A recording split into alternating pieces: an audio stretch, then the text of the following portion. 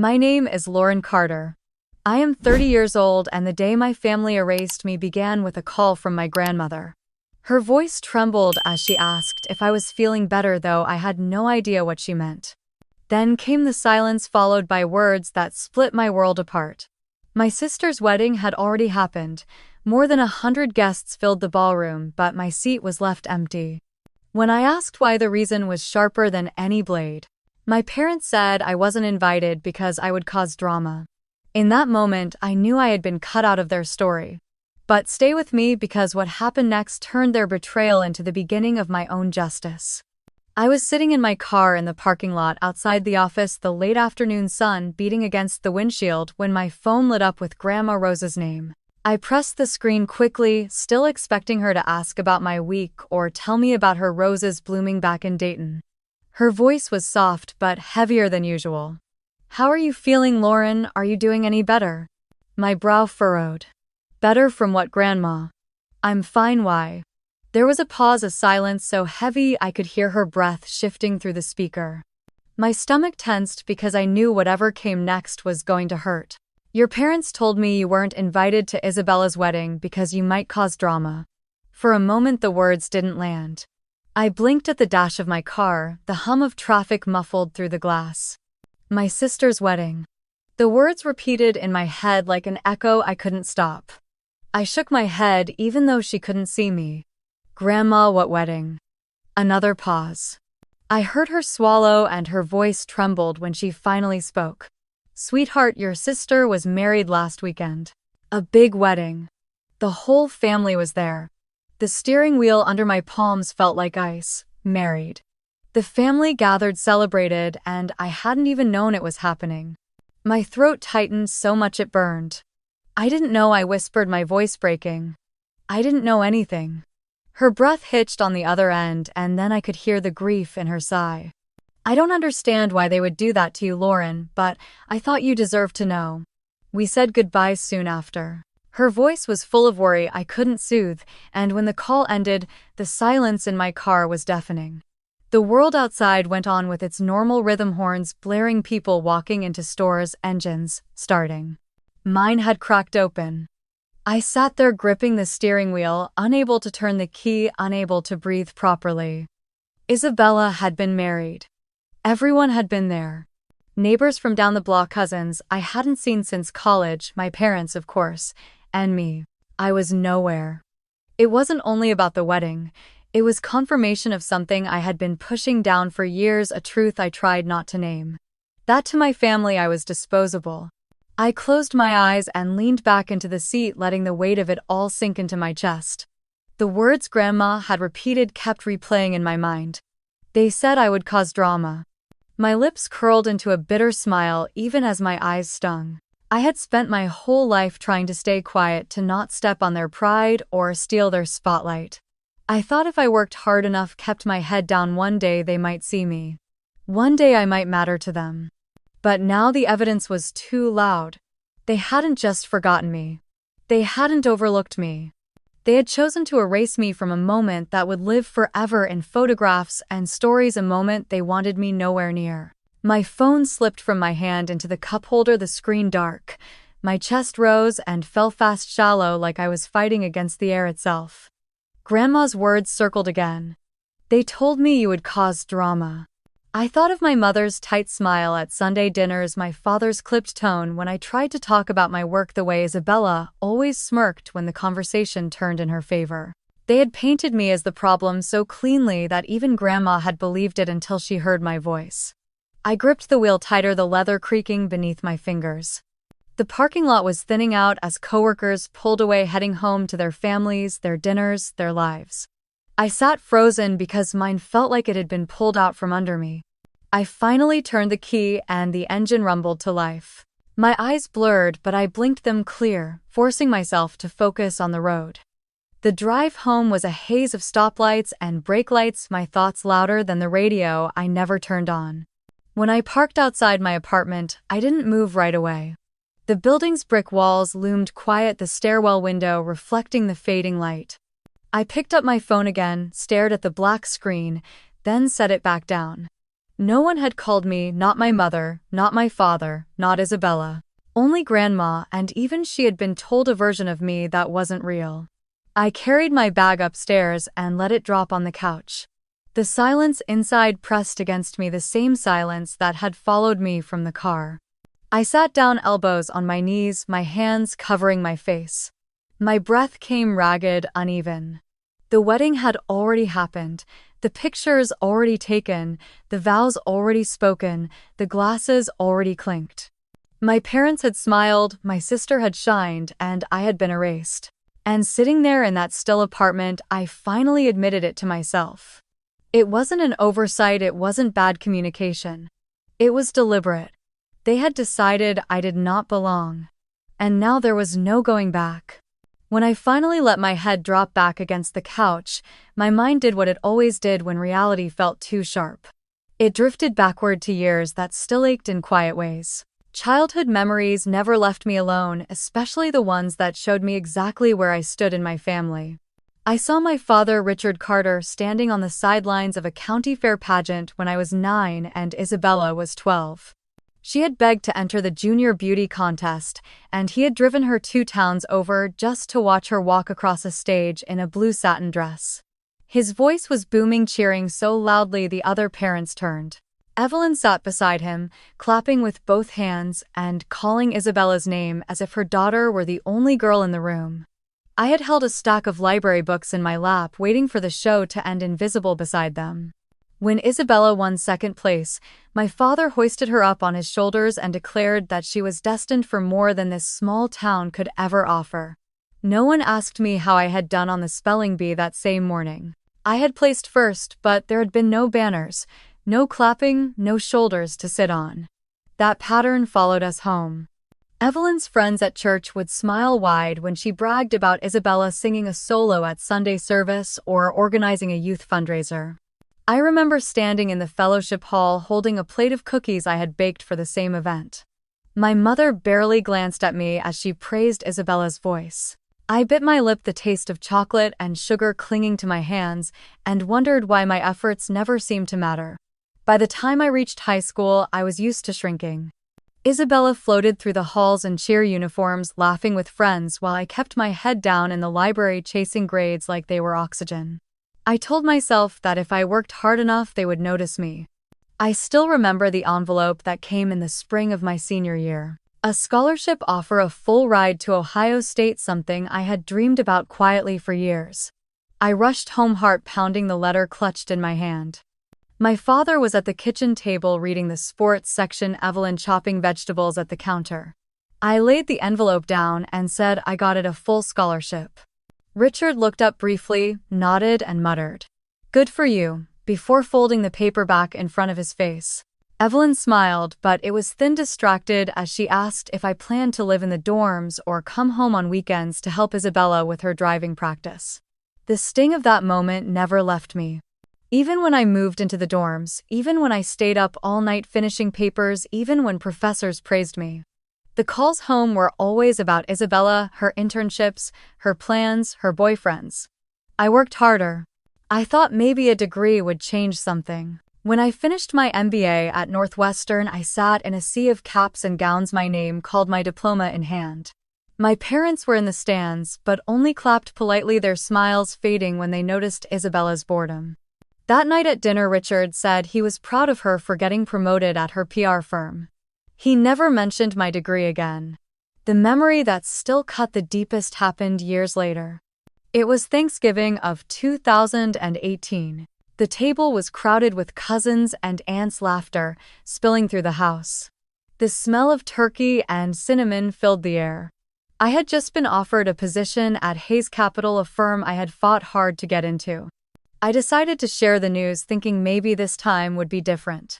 I stood, my fork clinking against my glass, and said I wanted to tell everyone I've been promoted and I'll be moving into a new role at Hayes Capital. The chatter quieted for a moment, heads turning toward me.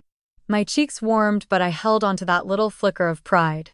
Before I could say more, Richard leaned back in his chair, wiped his mouth with his napkin, and said, "Isabella is the true pride of this family. She's just landed a big account at her firm. Now that is impressive." The cousins applauded, Evelyn clapped her hands, and Isabella gave me that smirk I had known since childhood, the one that told me she was used to winning before the game even started. My words shrank in my throat. I sat back down smiling like it didn't matter while inside something cracked so loudly I was afraid they could hear it. That night after everyone left, I stood at the kitchen sink rinsing plates.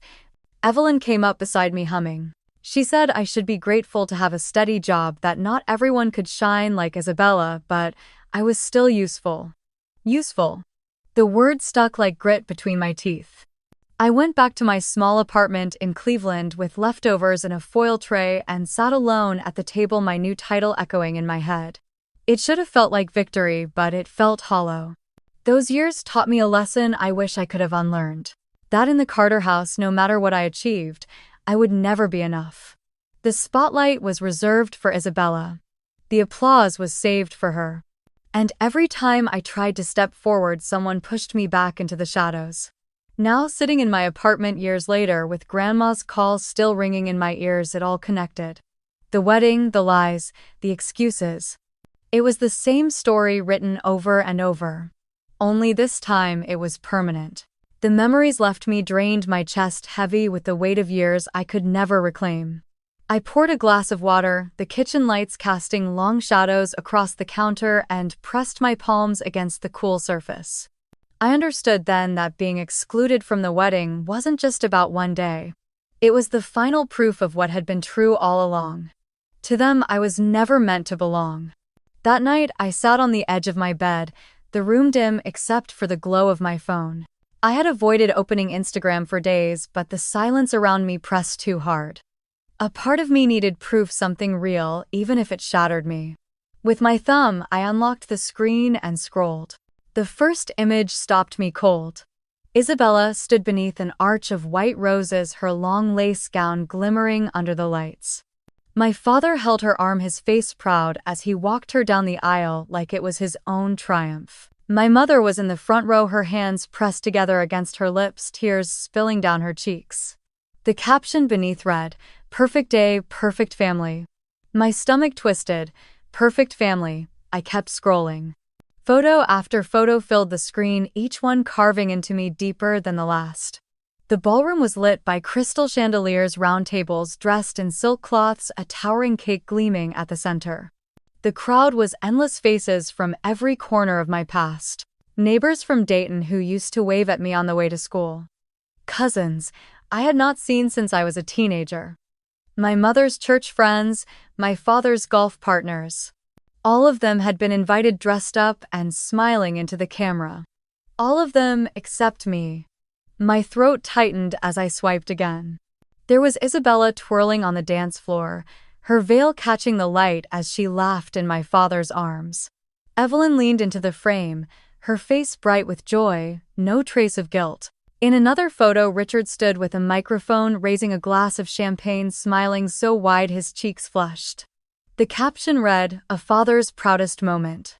I dropped the phone into my lap, my pulse racing in my ears. This wasn't an intimate ceremony. It wasn't a small gathering where space was limited. It was a spectacle, one they had gone out of their way to make sure I did not see. I picked the phone back up and scrolled again, punishing myself with every new picture. Aunts posed by the cake, uncles clapping in the background, children running across the dance floor. Laughter frozen in frames. I searched desperately for a glimpse of myself, some hint that maybe they had mentioned me, maybe a chair with my name left empty. But there was nothing. The silence around my name was louder than the music in those videos. I thought of Grandma Rose's voice, steady but uncertain, when she said they told her I would cause drama. The words wrapped around me like a chokehold. My parents had not only excluded me, they had justified it with a story that made me the villain. The bitterness surged so quickly I clenched my jaw until it hurt. Drama. That was what they called me.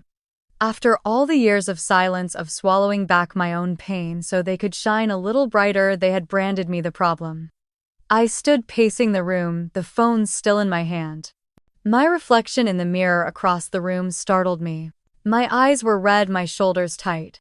I barely recognized the woman staring back. I wanted to scream, to throw the phone, to make the walls hear what they never had. Instead, I walked back to the bed, sank down, and stared again at the glowing images. A part of me couldn't look away. The dress, the flowers, the chandeliers, they had crafted a perfect picture without me. My father's speech, my mother's tears, Isabella's smile. None of it included me, and that was the point. My chest rose and fell with uneven breaths. I thought about the years of being told to keep my voice down, to stop arguing, to not ruin the mood. How convenient it must have been to write me out of the story entirely. My fingers trembled as I scrolled to the last post, a wide shot of the entire ballroom, tables packed with guests raising their glasses high. My parents in the center, Isabella beaming beside Thomas, her new husband. Everyone was lit with joy. Everyone but me, who wasn't even a shadow in the room. The air in my apartment felt heavy, pressing against my chest. I squeezed the phone in my hand, my nails digging into the case, until finally I hurled it onto the mattress. It bounced once before landing face down, the light cutting off. My hands covered my face, heat rising behind my eyes. The only sound was the echo of Grandma's voice in my memory, repeating the excuse that had erased me. They said you would cause drama. I let the words settle, my breath ragged in the dark. Then I lay back against the pillows, staring at the ceiling. The silence was thick but steady, the kind that told me something inside me had shifted for good. I woke up the next morning with the same heaviness pressing against my chest, the kind of weight that no amount of sleep could dissolve. The images from Isabella's wedding still burned behind my eyelids, and Grandma's trembling voice replayed in my head until I thought I would scream. I moved through my apartment like a ghost, making coffee, sitting at the table, staring at the steam rise, but not tasting a single sip. By mid-afternoon, something inside me hardened. I could not carry this silence any longer. I needed to hear it from them. The drive to Shaker Heights felt longer than usual, every stoplight daring me to turn back. But I didn't. My hands were white-knuckled around the steering wheel, my heart thundering with each mile. I parked in front of the house. I had once called home, the brick facade looking just as polished as ever, flower pots blooming neatly along the porch. The same house where birthdays and Christmas mornings had unfolded, where laughter had filled rooms I never fully belonged in. I walked up the path, my footsteps sharp on the concrete. The porch light was already on, though it was barely evening. I rang the bell, and a moment later the door cracked open. Evelyn stood there in a soft blouse and slacks, a dish towel in her hand. Her eyes widened at the sight of me, and she forced a smile that didn't reach her eyes. "Lauren," she said carefully, like she wasn't sure whether to welcome me in or close the door. "What are you doing here?" I stepped past her without asking. The smell of garlic and onions drifted from the kitchen, familiar and irritating all at once. My voice shook at first but steadied as I spoke. Why didn't anyone tell me Isabella was getting married? The towel twisted in her fingers. She opened her mouth, closed it, then tried again. "We thought you wouldn't want to be in such a big crowd," she whispered. "You never liked those kinds of events." I laughed, a sound sharp enough to echo through the hallway. "You decided for me. You erased me from my own sister's wedding because it was easier than letting me be there." Footsteps echoed across the hardwood floor. My father appeared from the living room, his glasses perched low on his nose, his expression already hard. "What's going on? Why are you shouting in my house?" I turned to him, the words bursting out before I could soften them. "Tell me why I wasn't invited." Richard's jaw clenched. He glanced at my mother, then back at me with a look that sliced through what little hope I had left. "You want the truth?" "Yes," I said, my voice cracking but firm. "Because you would have ruined it," he said plainly. "Isabella deserved her day without you making a scene. We had to protect her and protect our reputation." I blinked, stunned, even though part of me had already known. "You think I would have ruined it?" "All I wanted was to be there. I'm her sister." His lips pressed into a thin line. "At the country club, at church, everyone knows how difficult you are. We couldn't risk it." I staggered back a step, my breath coming in shallow bursts. Years of being told to quiet down, to not argue, to not embarrass them, came crashing down in a single wave. A voice floated from the staircase, cool and casual. "Honestly, it was a relief not having you there." I looked up. Isabella descended slowly, her hair pinned neatly, a silk sweater draped over her frame. Her expression was smug, her tone dripping with satisfaction. "You would have made it awkward. Everyone knows you don't fit in with that world." My chest tightened. My sister, the girl I once built blanket forts with, the girl I shared a bedroom with for 12 years, was looking at me like a stranger. "You cut me out," I said quietly, my throat raw. "You made sure I wasn't even an afterthought." She tilted her head, her smile small and cruel. "It was better that way." The silence that followed was unbearable. My mother wrung the dish towel, her gaze darting between us. My father's expression didn't soften. Finally, Richard chuckled under his breath, shaking his head as though I were a child throwing a tantrum. "Be serious, Lauren. You'll never get married. You don't have it in you." The words hit with the force of a punch. I couldn't move, couldn't breathe. For years I had swallowed their slights, convinced myself that if I achieved more, worked harder, they might see me. But here it was laid bare, their judgment final and merciless. Something shifted deep in my chest. The trembling in my hands stilled, my back straightened, and my voice came out calm, steadier than I felt. "Then don't expect an invitation to mine." The room froze. My mother's mouth fell open, her eyes glistening with shock. My father's smirk faltered, though he quickly covered it with disdain. Isabella blinked, her smugness cracking for just a flicker before hardening again. I didn't wait for their response. I turned toward the door, my shoes loud against the floorboards. Evelyn called my name softly, almost pleading, but I didn't stop. I pulled open the door and stepped into the cool evening air, my lungs finally filling with something that wasn't poison. As I walked down the porch steps, I heard laughter behind me, faint but sharp like knives thrown at my back. I slid into my car, gripped the steering wheel, and stared at the house that had never been a home. The porch light glowed warmly, a beacon for everyone but me. I started the engine, the rumble steady under my hands, and pulled away from the curb. My reflection in the rearview mirror looked pale and worn, but my eyes held something I hadn't seen in years. Resolve. The streets blurred past each block, carrying me farther from the words that had been meant to break me. For the first time in a long time, I realized they no longer had the power to decide who I was. They had thrown me out of their story, but maybe it was time I wrote my own. When I unlocked the door to my apartment, the familiar quiet wrapped around me like a blanket. I set my bag on the counter and leaned against the kitchen island, breathing in the scent of coffee grounds still lingering from that morning. The tension from my parents' house clung to me, but underneath it pulsed a secret. They had never noticed, a truth that I had kept close to my chest for months. On my left hand, the diamond ring caught the light as I reached for a glass of water. I turned it slowly, letting it glitter against the fading sunset. 6 months ago, Julian Hayes had slipped it onto my finger, his hand steady, his eyes shining with certainty. He had asked me to marry him in the simplest way, no audience, no grand stage, just the two of us sitting in his small but elegant condo in downtown Cleveland, a bottle of wine half finished between us. I could still hear his voice that night. "Lauren, I don't care where we live or what anyone thinks. I just know I don't want another day without you." It had been the first time in my life that someone's words didn't come laced with conditions or expectations. I said yes, with tears running down my face, and for once they were tears of relief. Since then, the ring had been there, everyday, quiet proof of a future I was building. My parents had seen me dozens of times at family dinners, at Christmas, even once when I stopped by for coffee with my mother. They never noticed. Or maybe they never cared to look closely enough. I carried my glass into the living room and sat down, the weight of the day pressing into my shoulders. My mind drifted back further to the first time Julian had walked into my life. It was sophomore year at Ohio State. I was balancing 2 part-time jobs, carrying a full course load, trying to prove myself in every direction. He was already different than not the typical finance major who thought the world revolved around his father's name. We met in an economics lecture, the kind with 200 students and a professor who droned through PowerPoint slides. I was scribbling notes furiously when a folded piece of paper landed on my desk.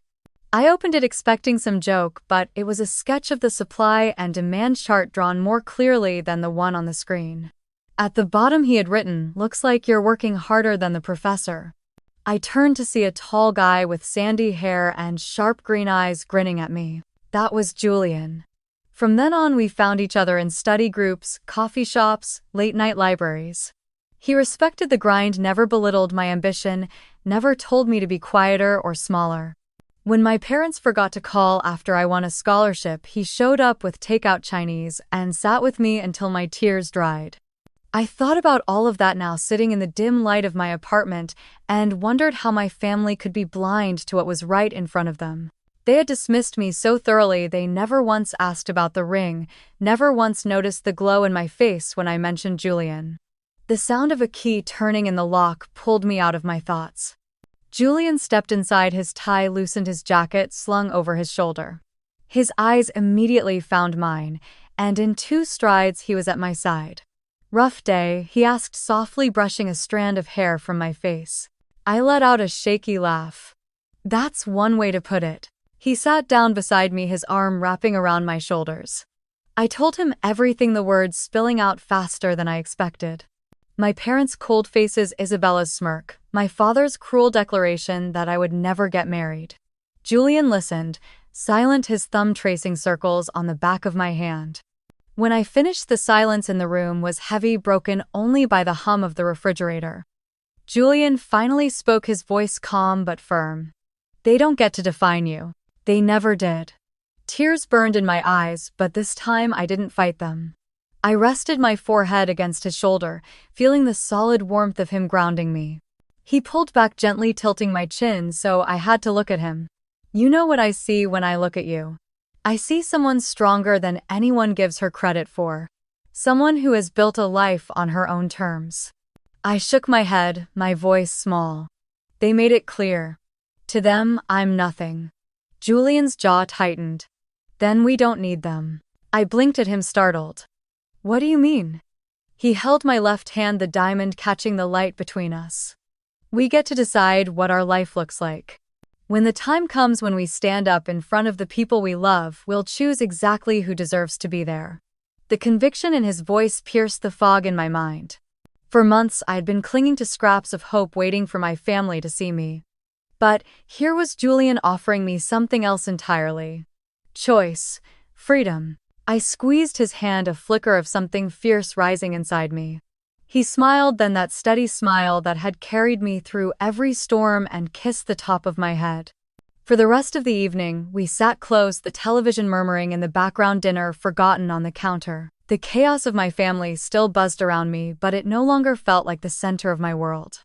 When I finally lay down to sleep that night, Julian's words replayed over and over.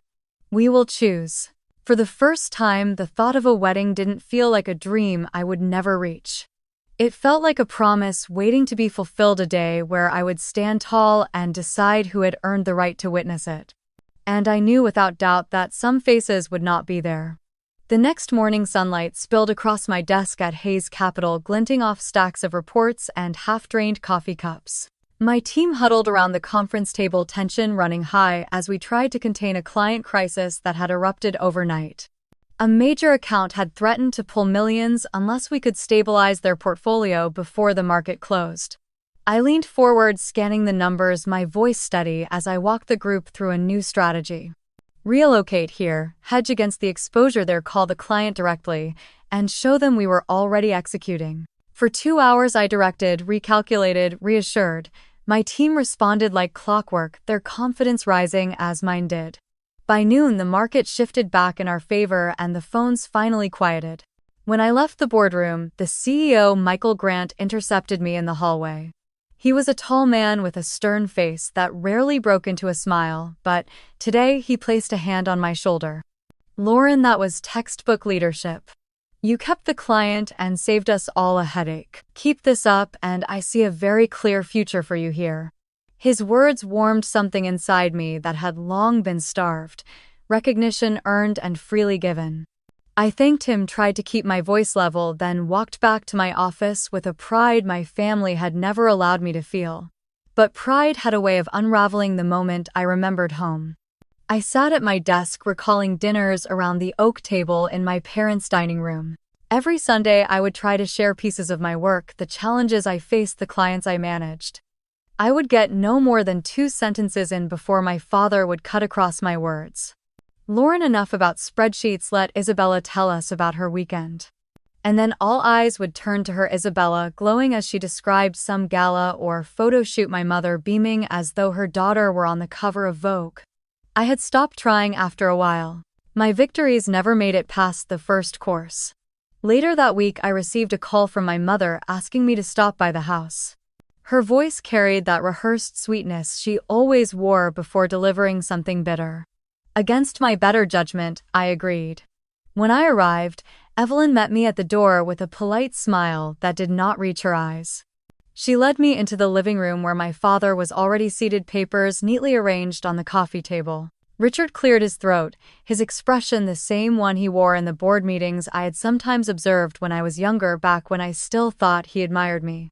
Lauren, we need to talk about the house. I sat down slowly, my palms pressing against my knees. What about it?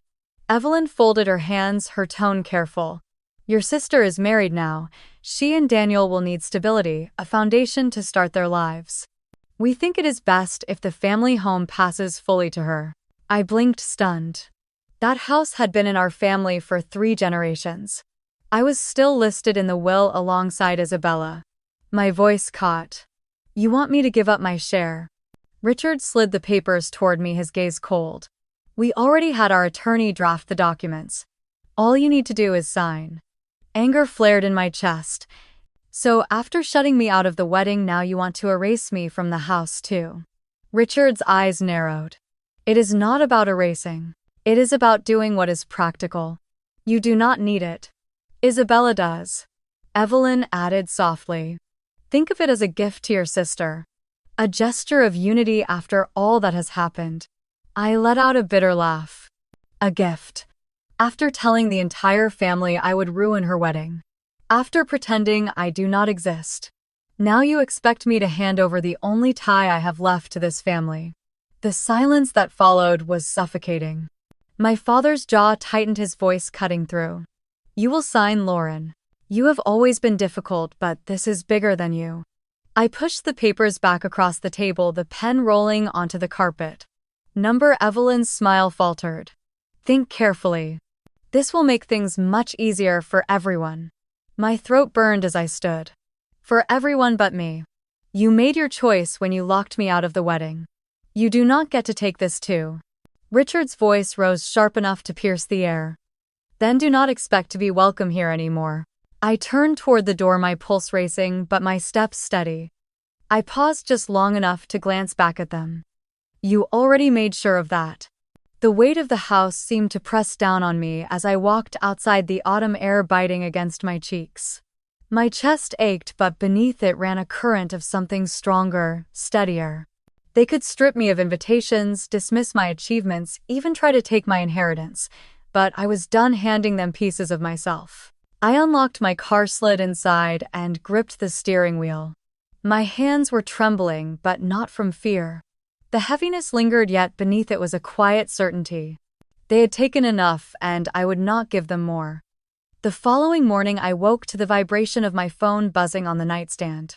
Dozens of notifications lit the screen, messages from people I barely spoke to anymore. Some were curious, some pitying, others laced with that sharp edge of gossip disguised as concern. Confused, I opened Facebook, and the words hit me like a slap.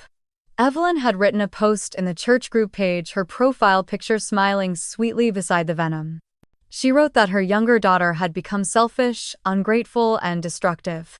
She said I had chosen to distance myself, that inviting me to Isabella's wedding would have only brought drama and ruined the day. She ended it with a line about how parents sometimes had to make hard choices for the greater good of the family. The comments poured beneath her words like gasoline on a fire. Women from the church added their prayers, some clucked about how heartbreaking it must be to raise a daughter who turned against her family. A few neighbors chimed in about how they had always sensed something was off with me. My hands shook as I scrolled, bile rising in my throat. They had not only cut me out of a wedding, they had made me into a public villain, the scapegoat for every whisper in the community. My phone buzzed again with a message from Mrs. Henderson, the neighbor who had watched us grow up. Lauren, is this true? Did you really fight with your family so badly? I dropped the phone onto the couch cushion and buried my face in my hands. Rage burned through me, hot and bitter but tangled with something colder, heavier. Humiliation. They had not just excluded me, they had branded me. All morning texts and calls rolled in. Old classmates, distant cousins, even people I had not spoken to in a decade. Each message carried curiosity or judgment, but very few carried kindness. I considered writing a response, posting my side of the story, but the thought made me sick. My mother had played her role so well, painting herself as the long-suffering parent. Anything I wrote would only feed the circus. By afternoon, I sat in silence on my balcony staring at the skyline. The ache in my chest was unbearable, and for the first time in years, I wondered if staying silent was just letting them win again. That evening Julian came home, his face clouded the moment he saw me. He set his briefcase down and crossed the room. "Lauren, I saw it. My parents saw it too." I stiffened. "Your parents?" He nodded, sitting beside me, his hand warm against mine. "My father called me the moment he read it. He is furious. He said he is not going to let this go unanswered." The words made my stomach tighten. William Hayes was not a man who minced words or tolerated slander, especially toward family. But the thought of him stepping into this mess made me nervous. Julian squeezed my hand. "He told me this will stop now. He is going to call them directly." I inhaled sharply. The idea of William Hayes, a man with influence and authority, calling my parents terrified me almost as much as it reassured me. My family thrived on control, but William was not someone they could bend with guilt or charm. That night, as I lay in bed, I replayed the post in my mind. My mother's smiling photo beside those words that cut me into pieces. But, under the raw hurt, another truth pulsed. I was not standing alone anymore. Julian had chosen me, not them. And now his father, a man of stature, was willing to stand with me too. The next day, William Hayes himself called me. His voice was steady, deep, carrying that kind of authority that silenced a room. "Lauren, I want you to hear this from me. That post was malicious and unacceptable. I already told Evelyn that her words were beneath the dignity of any parent. If they continue, I will make sure the church and the community know the truth." I swallowed hard, my throat tight. "Mr. Hayes, I do not want to drag anyone through public battles." His voice softened but did not waver. "Sometimes battles find us whether we want them or not. They chose to humiliate you in front of others. That will not stand." When the call ended, I sat in the stillness of my living room, the words echoing in my chest. For so long, it had been me against them, one voice drowned out by the chorus of my family's narrative. But now, for the first time, another voice had spoken loud and firm on my side. The fear did not vanish. I knew my parents and I knew Isabella. They would not take kindly to being challenged, especially by someone outside the bloodline. But beneath the unease was a new certainty. I was not alone anymore. I closed my eyes, my breath finally steadying, and allowed myself to feel the smallest flicker of strength. Maybe this was the beginning of something I had never dared to believe in. Support that could not be stripped away, loyalty that was not conditional. For the first time in weeks, I felt the faintest sense of relief settle in my chest, fragile but real. Julian leaned across the table that evening, his eyes steady, as if he already knew the decision forming in me before I did. His family had gathered us for dinner at their home in Connecticut, the kind of dinner that hummed with warmth instead of tension, where voices rose in laughter instead of sharp commands. Between courses, William mentioned the estate in New England, a sprawling property tucked against rolling hills and shaded by ancient oaks. He said it could hold 40 guests, comfortably private yet filled with character. The words were an offer, but the tone was more than that. It was a promise of belonging. Julian's mother, Elizabeth, reached for my hand across the linen-covered table. "You deserve a day that is only about love, not about survival," she said softly. I felt tears sting the corners of my eyes, because it was the first time someone had said that to me. Not about keeping the peace, not about what others might think, just love. The next morning we began to draft the guest list. 40 names. Each one carefully chosen, not from obligation but from genuine connection. Rose was at the top, written in my neat handwriting, followed by Aunt Margaret, who had always slipped me encouragement when no one else noticed. Then Emily and Grace, my cousins, who had laughed with me during summers when the weight of favoritism pressed the heaviest. When the envelopes arrived from the printer, cream with gold edging, I ran my fingers over them as if they were fragile. Julian sealed the first one and pressed it into my hands. "Take this to your grandmother," he said. "I want her to know how important she is to us." That weekend we drove to Rose's little house on Maple Street. She opened the door slowly, her silver hair tucked behind her ears, her eyes wary until she saw the envelope in my hand. Her fingers trembled as she opened it. For a long moment she just stared at the card, the words embossed in delicate script. Then tears welled in her eyes. "I never thought I would see this day for you," she whispered, pulling me close. "Not because you were not worthy, but because they made you believe you were not." My chest tightened and I hugged her harder than I had in years. Behind her, Aunt Margaret dabbed her eyes with a tissue, murmuring that she would not miss it for the world. Emily and Grace squealed as they read their invitations, their joy genuine and unfiltered. For the first time, handing out wedding invitations felt like offering pieces of myself and watching them be held gently instead of crushed. That night, though, sleep evaded me. I lay in bed staring at the ceiling, the shadows long and restless. Every time I closed my eyes, I saw Richard's face, the smirk curling as he said I would never have a wedding.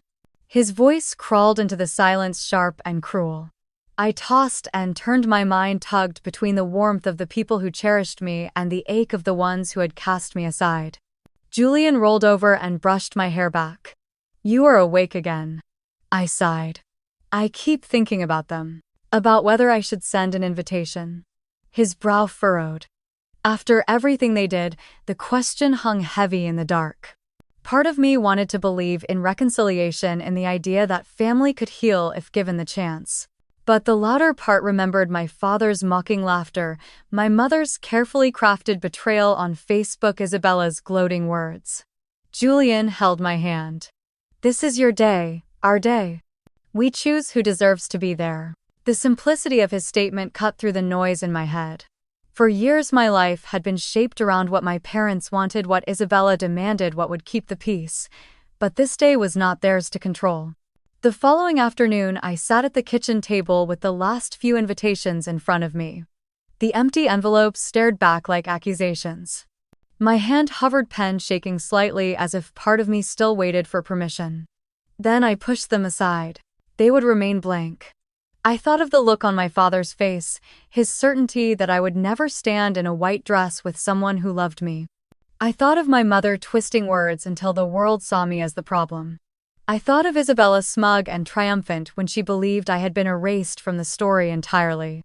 I whispered into the quiet, almost like a vow. "Not this time." When Julian came home that evening, I showed him the stack of completed invitations, each one sealed and ready. The pile was smaller without their names, but it felt stronger. He looked at me, searching my face, then smiled gently. "So you decided?" I nodded, the weight in my chest lighter than it had been in years. "They will not be there." He kissed my forehead and pulled me into his arms. "Then we will celebrate with the people who matter." Later that night, as I slipped the invitations into the mailbox, I felt the finality settle in. It was not bitterness, it was clarity. I was choosing my future, and in that choice, I finally let go of the hold they had kept on me for so long. I walked back inside, the cold air sharp against my cheeks, and for the first time the silence in my home felt like peace instead of emptiness. The bridal shop smelled faintly of lavender and new fabric, a comforting blend that settled my nerves as I stood in front of the mirror. The gown hugged my frame, softly, layers of ivory tulle cascading around me in a way that felt unreal. Emily and Grace circled me like excited bees, their voices overlapping as they fussed over details I hadn't even considered. "The neckline is perfect," Emily said, adjusting a stray strap. Grace clasped her hands together. "And the train, oh my gosh, it's like something out of a magazine." I laughed, a sound that startled me because it came so easily. For years, laughter had felt guarded, as if I needed to be careful not to draw too much attention. But here, surrounded by people who wanted nothing from me but to see me happy, it came naturally. Diana, the seamstress, pinned the fabric carefully.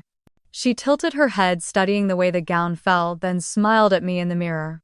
"This is your dress. You can see it in your eyes." I stared at my reflection, trying to reconcile the woman in the mirror with the girl who had once sat silently in family dinners, shrinking into the background while Isabella was praised.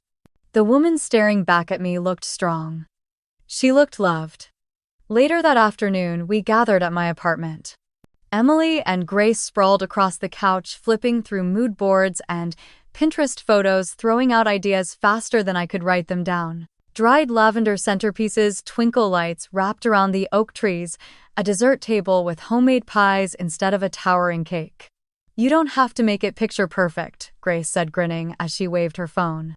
"Just make it you." Aunt Margaret arrived with a notebook in hand, ever the organizer. She immediately began cross-checking the guest list, with the catering arrangements, her pen moving with precision. She reminded me so much of Rose in that moment, practical and steady, a kind of anchor I had never felt from my parents. As the sun dipped outside, painting the room in amber light, my phone buzzed. Rose's name lit up the screen. I stepped onto the balcony, heart lifting as I answered. Her voice was thick with emotion. "Oh, sweetheart, I just wanted to tell you how proud I am. I never thought I'd see this day, not because you weren't worthy, but because they worked so hard to convince you otherwise." Tears filled my eyes instantly. "Grandma, She sniffled on the other end. "I'm coming early, you hear me? I want to be there for every moment. I'll sit in the front row and clap louder than anyone." A laugh bubbled out of me, shaky but genuine. That means everything to me. When I hung up, I stayed outside for a while, the winter air sharp against my cheeks, my heart swelling in a way I had never known. For so long I thought family meant blood obligation and the weight of unspoken rules. But standing there hearing the voices of people who had chosen me, I realized family was something different. It was love freely given. The following week was a blur of fittings, tastings, and last-minute decisions. Julian was busy finalizing details with his father, but he never missed a chance to check in. Each time I saw him, he carried that same quiet steadiness, reminding me with a look or a touch that I was no longer carrying the weight alone. One evening, Emily and Grace brought over boxes of string lights and lanterns. We sat cross-legged on the floor, untangling wires and laughing at our own clumsiness. Margaret fussed over the seating chart, muttering to herself as she rearranged names until the flow felt just right. It struck me then how different this was from the chaos of my childhood home. Back then, preparation for Isabella's pageants or celebrations always left me excluded, standing at the edges, pretending not to care. Here I was at the center, not because I demanded it, but because they wanted me there. When the night ended and everyone trickled out with promises to meet again, I closed the door behind them and leaned against it, overwhelmed by the quiet joy that filled the space. I was not alone anymore. A few days later, Rose called again. This time her voice was steadier, but no less emotional. "I've been telling everyone at church. I know I shouldn't brag, but I can't help it. My Lauren is getting married." I smiled into the phone. "I hope they're ready for you to cry through the whole ceremony." Her laugh was warm, the kind that wrapped around me like a blanket. "Don't you worry, darling, those tears will be worth it." After we hung up, I placed the phone on the counter and stood in the kitchen for a long time. A memory flickered of sitting at the family dinner table years ago, my father praising Isabella in front of everyone, calling her the pride of the Carters, while my own achievements faded into silence. The ache of that moment had lived in me for years. But now, standing in the glow of a life I had built for myself, it felt smaller, almost like an echo. The preparations continued each day, bringing us closer to the wedding. And with every choice made, every detail finalized, I felt myself stepping further away from the girl they had tried to diminish and closer to the woman I was always meant to be. As I tucked away the last box of decorations, I realized that this was more than a wedding. It was a reclamation. It was proof that love, respect, and belonging could exist even when blood ties failed. And for the first time in my life, I let myself believe I deserved all of it. The night sky glittered above the Hayes family estate, a canopy of stars that seemed to bow down to the rows of soft golden lights strung across the trees. The air was cool but gentle, carrying the scent of pine and wood smoke from the torches lining the pathway. Guests moved through the courtyard with murmurs of awe, their footsteps crunching lightly on the gravel as they approached the ballroom. The moment I stepped out in my gown, a hush settled across the crowd. It wasn't the silence of judgment that I had known too many times before. It was reverence, the kind that comes when people truly see you. My chest tightened, but not with pain. It was the weight of finally being honored. Rose was seated in the front row, a delicate lace shawl draped over her shoulders. When her eyes found me, they glistened, and tears rolled freely down her cheeks. I saw Aunt Margaret lean over and pat her hand, her own expression softened with pride. Emily and Grace stood behind them, practically vibrating with excitement, their phones discreetly snapping pictures before tucking them away to clap. Julian waited at the altar, his face steady, his smile the kind that anchored me through the chaos of life. When I reached him, the world seemed to narrow until it was only the two of us, hands finding each other as though they had always belonged there. The ceremony passed like a dream, each vow spoken with a trembling voice but unwavering conviction. When the minister finally announced us husband and wife, the sound of applause erupted, echoing against the stone walls of the estate. Rose pressed a handkerchief to her face, unable to contain her sobs of joy. Aunt Margaret stood clapping until her palms turned red. As the evening carried into the reception, the ballroom glowed under chandeliers and candlelight. The long tables were dressed with ivory linens and fresh garlands of greenery, the air alive with laughter and music. For the first time in my life, I felt enveloped, not excluded. No one interrupted me, no one dismissed me. Guests leaned in when I spoke, eyes attentive, smiles genuine. During dinner, Aunt Margaret rose to give a toast. Her voice wavered at first, but then steadied. "I have known Lauren since she was a child," she said, her gaze sweeping the room before landing on me. "I have seen her overlooked, underestimated, and left behind, and tonight I see her celebrated. To witness her find love, respect, and joy is a gift I will carry for the rest of my life." Glasses clinked, the room buzzing with warmth, and I felt tears sting my eyes. For years, I had dreamed of being spoken of with such pride, and now it was real, spoken before witnesses who believed every word. Later, as I moved through the guests, someone at one of the tables asked gently about my family's absence. The question might have once cut me open, but tonight I met it with a calm smile. "Only those who deserve to be here are here," I said, and the words left my mouth without bitterness, only certainty. The guest nodded with quiet understanding, and the conversation drifted back to laughter.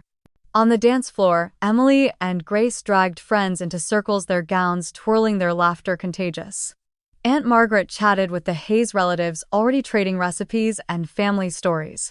Rose sat near the fire, watching everything with a glow of contentment that reminded me of the safety I had always longed for. Julian pulled me into our first dance, the room dimming slightly as the music began. His hand was firm at my waist, his eyes locked on mine, and as we moved, everything else fell away. I could hear the faint clapping and rhythm, see the smiles of friends surrounding us, but none of it mattered compared to the serenity that flowed through me.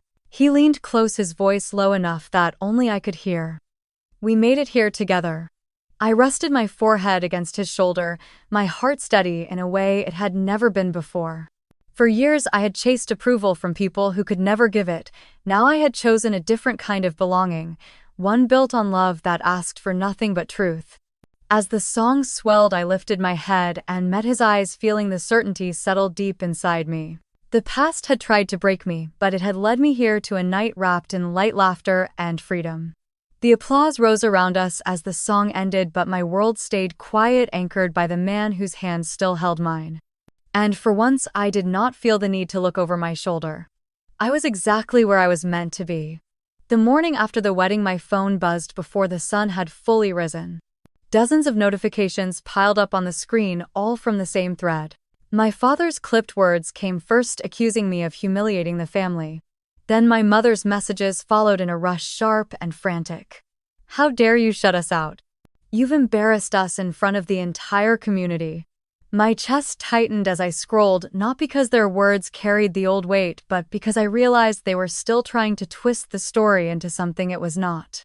When I ignored the messages, Evelyn turned to the only platform she truly understood: Facebook.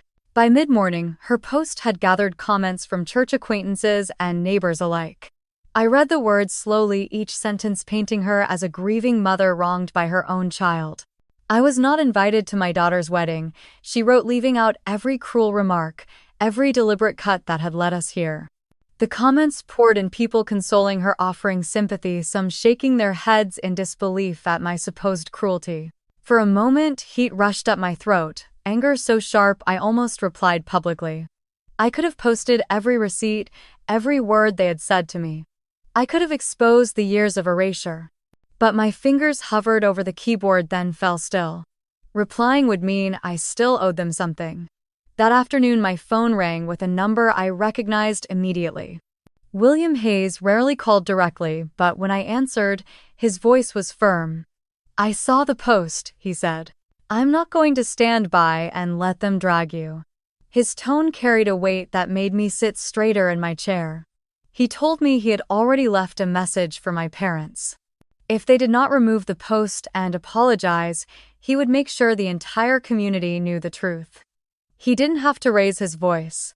The calm certainty in his words was enough to strip away any doubt.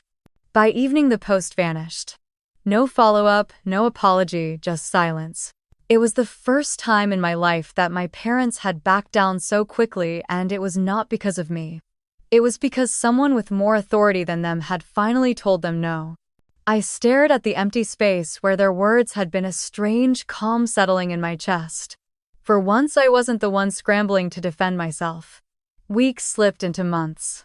Married life with Julian steadied into something quiet and full. My career at Hayes Capital pushed forward, and I found myself thriving in a way I never had when I was still tethered to their judgment. The Carter name stopped echoing in my ears every morning. Until one crisp October afternoon, Isabella called. Her voice was brittle, stripped of the sharpness it once carried. She asked if we could meet. Against my better judgment, I agreed, curiosity outweighing hesitation. We met in a coffee shop downtown, the same kind of place where years earlier she would have mocked me for spending my weekends buried in spreadsheets. She looked tired, her hair pulled into a loose knot, her eyes ringed with exhaustion. Thomas joined her, his jaw tight, his posture defensive. They spoke in turns, explaining how their startup had collapsed under mounting debt. Investors had pulled out, contracts had been canceled, and their once glossy image had begun to crumble. They wanted help, not just financial but strategic. They knew I had the resources, the knowledge, the connections. For a long moment, I said nothing, letting their words fill the space. Once I would have jumped at the chance to prove my worth, to earn a nod of approval. Now all I saw was the same pattern repeating.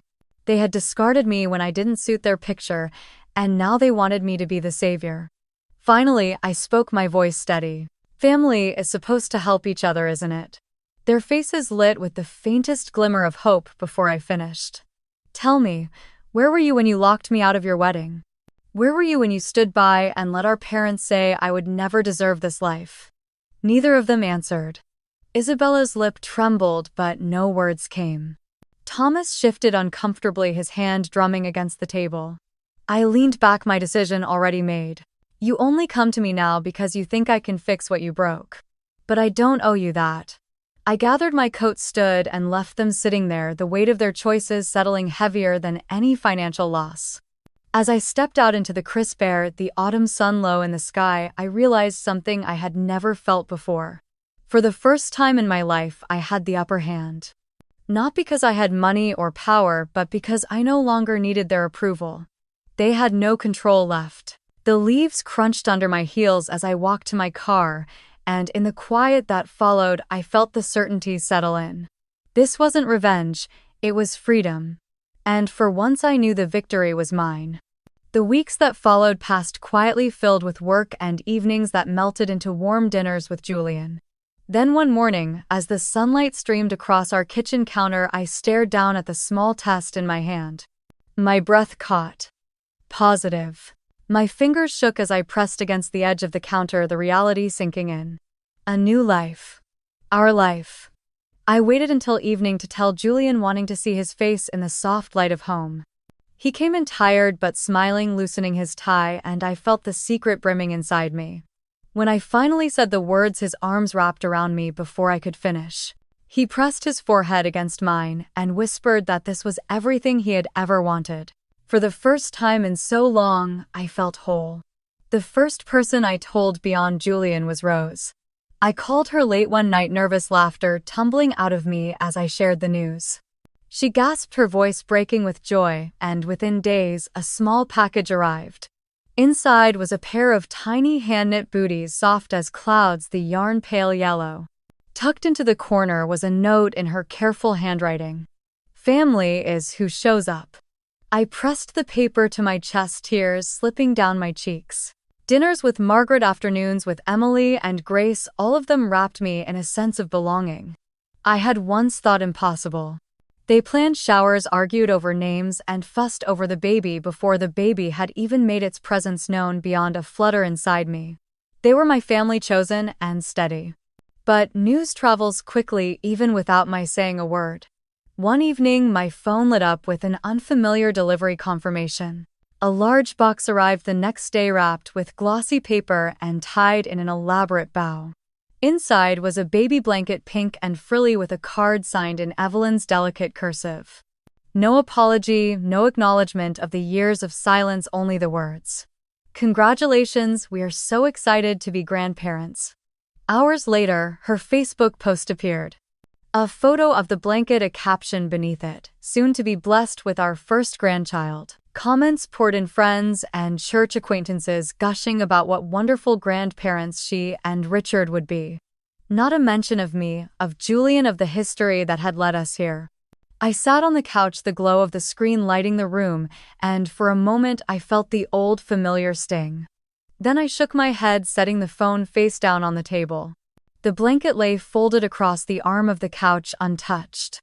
Blood may tie people together, but it does not create family. Respect and love do. Julian came into the room, resting his hand over mine, then sliding it gently to my stomach. His eyes softened, and for the first time I didn't think about who was absent, only who was here. The months passed in a blur of doctor visits and quiet mornings with tea and notebooks full of baby names. At night, when sleep refused to come, I would lay awake and remember the words my father had once spat at me. "You will never marry, you will never have a life of your own." His voice no longer echoed as a curse. It only reminded me of how wrong he had been. When the baby shifted inside me for the first time, a small flutter like a secret knocking, I pressed my hand to my belly and smiled through tears. I knew then with absolute certainty that I had already broken free of the life they tried to write for me. On a quiet Sunday, I stood in the nursery. Julian and I had painted together, pale green walls glowing in the afternoon light. Rose's booties sat neatly on the dresser, Margaret's quilt folded at the foot of the crib, Emily and Grace's framed photograph waiting to be hung.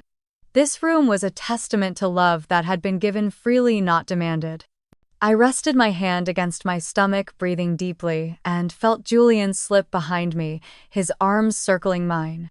The house was silent, but not empty.